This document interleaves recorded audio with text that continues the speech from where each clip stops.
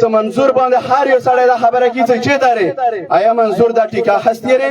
آیا مشر منظور بالکل داسې ما کړي دی خو منظور ته یو عام سړی دی راپره تللی دی کور یې ویلولی دی بچي ویلولي دي مور پلور یې ویلولي دي دوه سره ولاړ دی غته که اوس یو ذاتي لږه مسله دی یو قوم د مستقبل دپاره ښه سوچ کولو دپاره یوې فیصلې ته انتظار کوي ته دا تنقید ما که څه غاشېده دی دا فیصله یو بېله پي ټي ایم یو منظور نه دی کړې که چېرې دا فیصله ته بېله پي ټي ایم منظور ته ویلولې وې ما به بیا درته ویلي وو چې اوس په منظور جواب درکړی وو د دې فیصلې کې 80 کسان دي دې کې 80 لاکه خلک وو چې هغه په کومو ملکونو چې وو دا خبره اورېدلې وه و ورسره امین کړی وو دې کې که پښتانه وو که لر وو که بر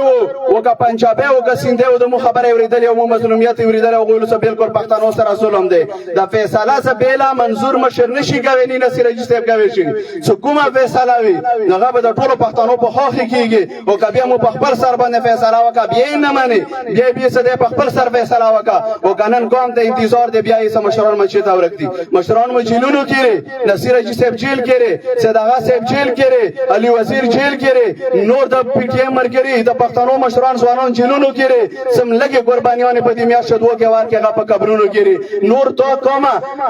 که دې کې څه ګاټه وي ته اوس یې موږ درته کو هغه حل څه کوم تنقید کول غواړې هغه حل څه بیشترینه خبره کې ته مو درته کا چې د انقلاب کې نصیر حاجي صاحب 100 اربه روپۍ وګټلې دې کاله ته وړو وړو غسره وړي وړو دې بنگله جوړه کا کارخانې جوړه کا یو په 1500 کالو کې مشر منظور ځان ته پلازه جوړه کا کارخانې جوړه کا خپل ګاډی ځان ته واخیست یو د نور سپینګیري مشران چې کوم قوم دپاره منډې درلې وی دا تاسو مو ته راته کو زه درته کسان کوی شم چې کومې ورځې نه مو دا ملګري خدمت ته راوتلي یو مو به پلټونه خرڅ کړي خو خلکو نه پلټونه خستې نه وي او که چا ثبوت سره راوړو چې خدمت نه بعد دا یو پلاټ خسته دی همغه پلاټ کې مو درته خپل خون به خود چې مو بیا همغه ځای کې سانسور کو یا مې یوه بنګله اخیستې وي مو خو چې کوم څه کاله کې وو غنه خروش وو بیا ته یې چې یاره 2 ورځې مو لږ لیټ شو یا د کمي خبرې ده